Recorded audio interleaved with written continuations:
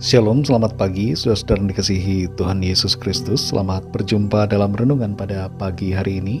Doa dan harapan saya saudara semua ada dalam keadaan yang baik, sehat, penuh sukacita, dan berlimpah berkat Tuhan. Sebelum kita mendengarkan renungan firman Tuhan, mari kita berdoa. Bapa, dalam nama Tuhan Yesus Kristus, Bapa yang sungguh sangat baik, Tuhan yang selalu mengasihi kami bersyukur untuk pagi yang baru. Tuhan mengaruniakan kami kesempatan, memberikan kami nafas hidup untuk kami melayani dan memuliakan Tuhan. Sebelum kami memulai aktivitas kami di hari ini, kami mohon tuntunan Tuhan lewat firman-Mu. Berbicaralah kepada setiap kami, jamah hati kami Tuhan, agar kami mengerti dan taat pada kehendak-Mu. Dalam nama Tuhan Yesus kami berdoa. Haleluya. Amin. Saudara dikasihi Tuhan, ayat renungan kita pada saat ini terdapat dalam Injil Matius pasal 7 ayat 21 sampai 23. Tertulis demikian. Bukan setiap orang yang berseru kepadaku, Tuhan, Tuhan, akan masuk ke dalam kerajaan sorga, melainkan dia yang melakukan kehendak Bapa-Ku yang di sorga. Pada hari terakhir, banyak orang akan berseru kepadaku, Tuhan, Tuhan, bukankah kami bernubuat demi nama-Mu, dan mengusir setan demi nama-Mu, dan mengadakan banyak mujizat demi nama-Mu juga? Pada waktu itulah aku akan berterus terang kepada mereka dan berkata, Aku tidak pernah mengenal kamu, enyahlah daripadaku, kamu sekalian pembuat kejahatan. Saudara dikasihi Tuhan, kalau seandainya kita diberi pilihan antara dua orang yang akan bekerja bagi kita. Kandidat pertama adalah orang yang pandai berkata-kata, tapi tidak pandai dalam melakukan. Dan yang kedua sebaliknya, pandai melakukan, tapi tidak pandai berkata-kata. Mana yang kita pilih? Tentu pada akhirnya adalah yang pandai dalam mengerjakan. Walaupun sebenarnya yang pandai berkata-kata diperlukan juga dalam konteks tertentu, tapi kita tidak akan memilihnya. Bagaimanapun juga saudara, kata-kata memerlukan suatu wujud nyata, bukan hanya teori tapi tindakan. Dalam Matius 7 ayat 21-23 ini, terdapat suatu teguran keras bagi kita semua yang percaya kepada Tuhan. Teguran ini sedemikian kerasnya, sampai kita harus benar-benar memperhatikan, sebab ini berdampak pada kekekalan. Tentu di antara setiap kita tidak ada yang mau binasa. Kita semua ingin masuk dalam kekekalan bersama Tuhan dalam kebahagiaan. Nah, inilah yang perlu kita perhatikan. Ada beberapa hal penting yang disebutkan dan menjadi pesan melalui ayat-ayat ini. Yang pertama adalah iman harus nyata dalam tindakan. Percaya kepada Tuhan bukan hanya sekedar kata-kata, tapi perlu perbuatan nyata. Kita yang sudah menerima kasih karunia Tuhan, sudah diampuni dan dibaharui. Karena itu tidak mungkin lagi kita hidup dalam dosa dan kejahatan. Kita tidak akan merasa damai ketika kita melakukan perbuatan yang tidak berkenan pada Tuhan. Kasih karunia Tuhan bukanlah sebuah legitimasi untuk keberdosaan, tapi sebuah legitimasi untuk kita hidup dalam kebenaran. Dalam Roma pasal 6 ayat 1-2 tertulis, Jika demikian, apakah yang hendak kita katakan? Bolehkah kita bertekun dalam dosa, supaya semakin bertambah kasih karunia itu? Sekali-kali tidak. Bukankah kita telah mati bagi dosa? Bagaimanakah kita masih dapat hidup di dalamnya?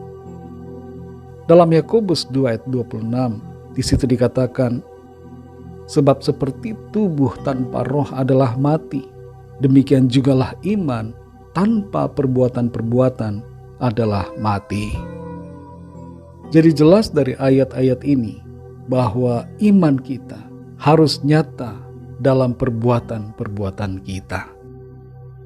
Yang kedua, jangan takabur atau sombong bila kita dilayakkan untuk melayani Tuhan. Kalau kita adalah seorang yang diberi karunia pelayanan yang luar biasa, memiliki berbagai karunia, karunia mujizat, karunia kesembuhan, karunia nubuat, dan berbagai karunia lainnya. Mari kita tetap berjaga-jaga. Jangan sampai kita hanya baik secara tampilan luar, tapi kita juga harus baik dari dalam. Agar supaya kita dikenan Tuhan, bukan hanya nampak hebat di hadapan manusia. Jaga hidup kita benar sesuai dengan firman-Nya.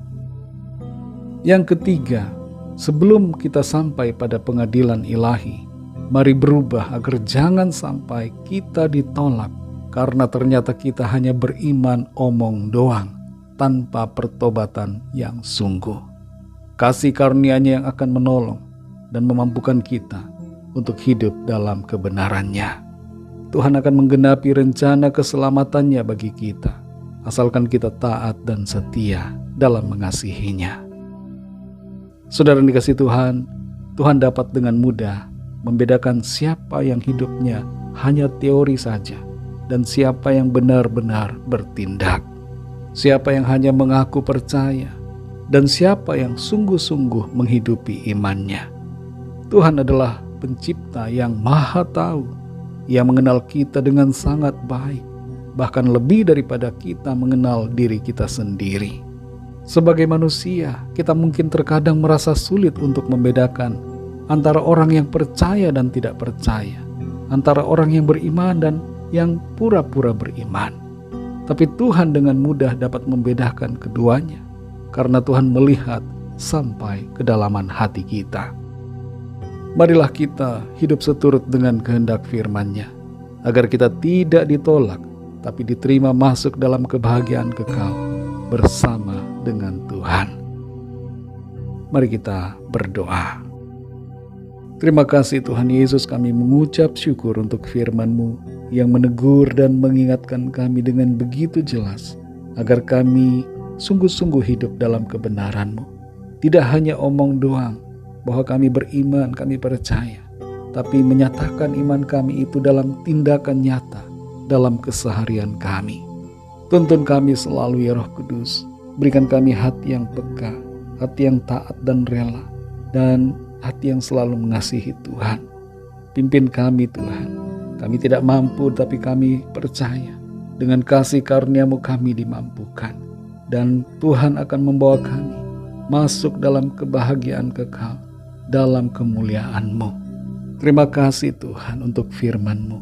Pimpin kami di sepanjang hari ini dalam segala aktivitas kami, agar semua yang kami kerjakan senantiasa berkenan dan memuliakan nama Tuhan. Kami berdoa bagi yang sedang dalam keadaan sakit dan dalam pergumulan, agar Tuhan menjamah, menyembuhkan, menyatakan kuasa mujizat-Mu bagi kami, dan memberikan kelepasan, jalan keluar yang ajaib bagi setiap kami. Terima kasih Tuhan, segala puji hormat syukur bagi nama-Mu, dalam nama-Mu yang kudus, nama Tuhan Yesus Kristus, kami sudah berdoa dan mengucap syukur. Haleluya. Mari sama-sama kita berdoa doa Bapa kami. Bapa kami yang di sorga, dikuduskanlah nama-Mu, datanglah kerajaan-Mu, jadilah kehendak-Mu di bumi seperti di sorga. Berikanlah kami pada hari ini makanan kami yang secukupnya, dan ampunilah kami akan kesalahan kami, seperti kami juga mengampuni orang yang bersalah kepada kami. Dan janganlah membawa kami ke dalam pencobaan, tetapi lepaskanlah kami daripada yang jahat, karena Engkau-lah yang punya kerajaan dan kuasa dan kemuliaan sampai selama-lamanya. Amin. Mari angkat tangan saudara dan terimalah berkat Tuhan. Tuhan memberkati engkau dan melindungi engkau. Tuhan menyinari engkau dengan wajah-Nya dan memberikan kasih karunia.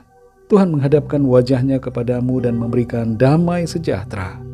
Berkat anugerah dari Bapa Surgawi, cinta kasih karunia dari Tuhan Yesus Kristus, dalam persekutuan dan penghiburan Roh Kudus, menyertai kita semua sekarang ini dan sampai selama-lamanya. Dalam berkat nama Tuhan Yesus Kristus. Haleluya. Amin. Puji Tuhan, saudara yang dikasihi Tuhan, saya percaya firman Tuhan menjadi berkat dan kekuatan buat saudara semua, dan Roh Kudus akan menolong saudara untuk lebih lagi memahami kebenaran firman Tuhan. Tuhan Yesus memberkati saudara semua. Sampai jumpa dalam renungan yang berikutnya. Haleluya.